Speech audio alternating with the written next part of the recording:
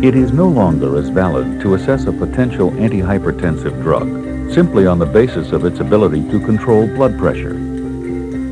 Today, the criteria for choosing the most appropriate antihypertensive agent must include an assessment of its intrinsic duration of action, as well as its performance in the management of side effects.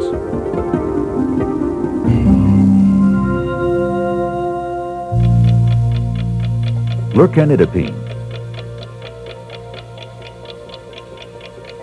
Short plasma half-life. Long duration of action.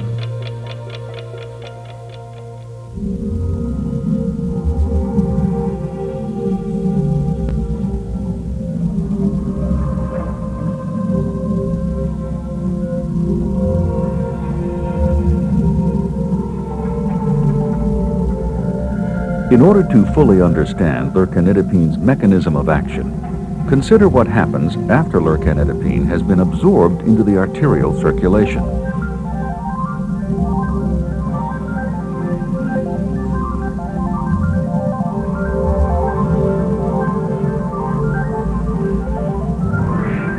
Owing to its lipophilic nature, lercanidipne temporarily binds to red blood cells, lipoproteins, and other components in the plasma.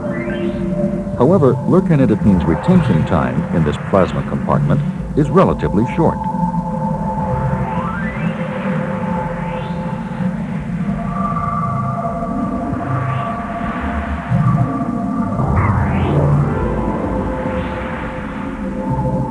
Regarding its unique mechanism of action, a fascinating question thus emerges.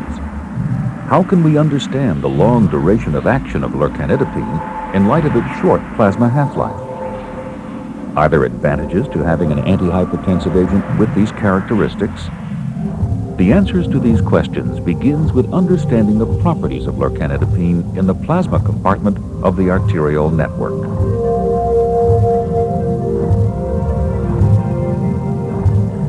Lercanidipne interacts with a variety of particles within the plasma compartment. Owing to its lipophilic nature, lercanidipne readily binds to lipoproteins.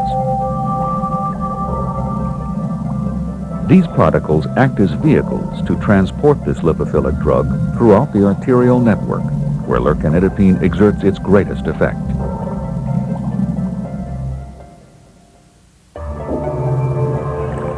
Lercanidipne has now reached the small arterioles.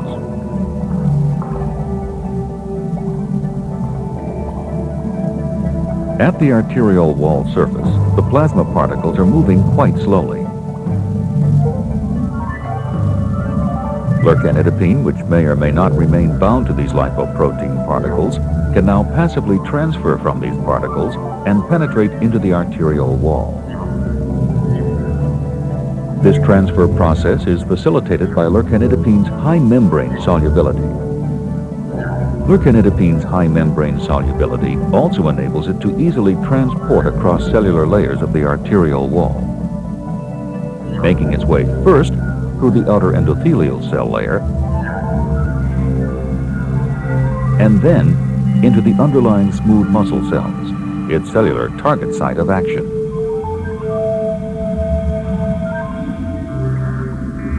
At the molecular level, lercanidipne moves into the plasma membrane of smooth muscle cells, where the calcium channels are located.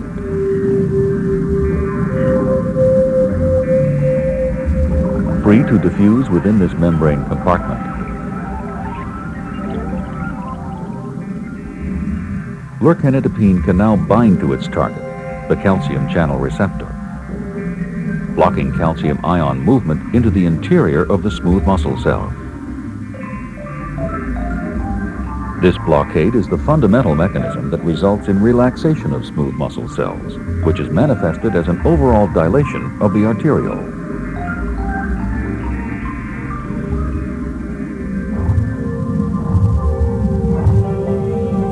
Vasodilation of the small arterioles results in a decrease in the resistance of blood flow throughout the arterial network, thus lowering blood pressure. Over a period of a few hours, lercanidipne leaves the plasma compartment and diffuses into cell membranes of the arterial wall. It is here, where lercanidipine is retained until the next dose the following day. Thus, lercanidipine's extended duration of action is due to its long retention time in the membrane buffer compartment of cells that make up the arterial wall. By quickly lowering the concentration of lercanidipine in the plasma compartment, it is possible that associated vasodilator side effects may also be lowered. Lercanidipine has the shortest known plasma half-life of the available intrinsic once-a-day calcium antagonists. This is the result of lercanidipine's novel side chain chemical moiety